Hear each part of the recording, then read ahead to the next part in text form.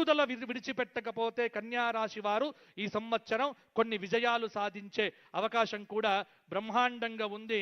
ఇక ఈ సంవత్సరం తులారాశి చిత్తా 3, 4 పాదములు, స్వాతి 4 పాదములు, విశాఖ 1, 2, 3 పాదములు, ఆదాయం 5, వ్యయం 14, రాజ్యభూజ్యం 6, అవమానం 3.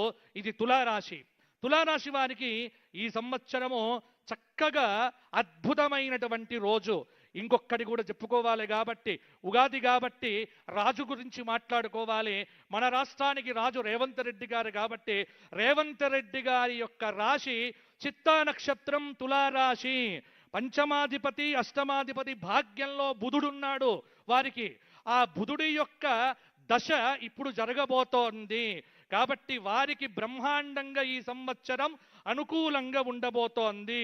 కుంభలగ్నంలో పుట్టారు, బలం అనేటువంటిది పెరిగింది.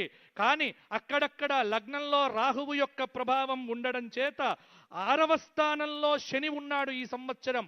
కాబట్టి 6వ స్థానంలో శని గోచార రీత్యా ఉండటము శత్రువుల మీద జయం సాధించటానికి కాస్త బలమనేటువంటిది ఉన్నది. అయితే కొద్దిగా కూడా నిద్రపోకుండా ఎల్లప్పుడూ అలర్ట్గా జాగ్రత్తగా అప్రమత్తతతో ఉంటేనే వారికి జయం అనేటువంటిది అద్భుతంగా ఉంటుంది. భాగ్యంలో నవమంలో గురువు, పంచమంలో రాహువు అప్పుడప్పుడు తలనొప్పులు ఇచ్చినప్పటికీ సమర్థత, దైవ బలము, ఇటు రాశి ప్రకారంగా గోచార బలము, నడుస్తున్నటువంటి దశాబలము ఇవన్నీ వారికి యోగ్యతనిచ్చి ఈ సంవత్సరం వారికి తిరుగులేని విధంగా వారిని కాపాడుతాయి అని. రాజు బాగుంటే రాష్ట్రం బాగుంటుంది కాబట్టి వారి గురించి 3 విషయాలు చెప్పడం అనేటువంటిది ఇదెందుకో ఇది బాగా స్తుతించారు అని మాత్రం దయచేసి మీడియాలో రాయకండి. పంచాంగం ఇంతకంటే ఎక్కువ చెప్పడం అనేటువంటిది కుదరదు. కారణం ఏమిటంటే ఇక్కడికి వచ్చి 4 మాటలు చెప్పితేనే రాష్ట్రం బాగుంటుంది. కాబట్టి రాజు బాగుండాలి. రాజు గురువయ్యాడు, ఆ గురువు రాష్ట్ర మంత్రివర్గమును కాపాడుగాక. కాబట్టి తులారాశికి ఈ సంవత్సరం తిరుగులేదు.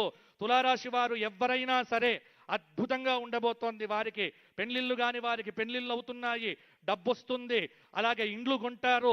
అన్ని రకాలుగా గత 4-5 సంవత్సరాలుగా ఏవేవైతే మీకు ఇబ్బందులు పెట్టాయో అవన్నీ తొలగిపోయి కాలు మీద కాలు వేసుకొని ఈ కాలు నాదే, ఈ కాలు నాదే, అన్ని కాళ్ళు నావే అనేవారే తులారాశి వారు.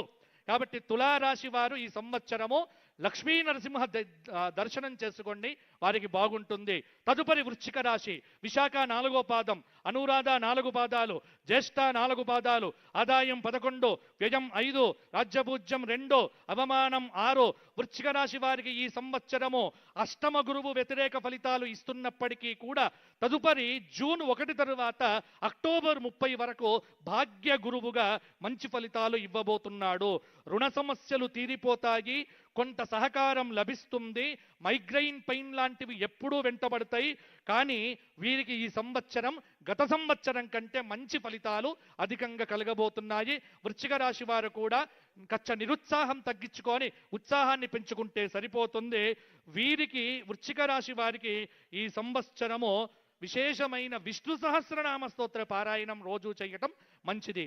తదుపరి ధనుస్సు రాశి మూల 4 పాదాలు, పూర్వాషాఢ 4 పాదాలు, ఉత్తరాషాఢ 1వ పాదం, ఆదాయం 14, వ్యయం 11, రాజ్యభూజ్యం 1, అవమానం 2. ధనుస్సు రాశి వారికి సంవత్సరం అర్ధాష్టమ శని దోషం ఇబ్బంది పెట్టినప్పటికీ కూడా అష్టమంలో గురువు కొంత అక్టోబర్ 30 వరకు శుభ ఫలితాలతో పాటు ఆ తరువాత కూడా కొంత మంచి ఫలితాలు ఇస్తాడు. కాబట్టి గురువు యొక్క అనుగ్రహంతో ధనుస్సు రాశి వారు ఈ సంవత్సరం క్లిష్టమైనటువంటి సమస్య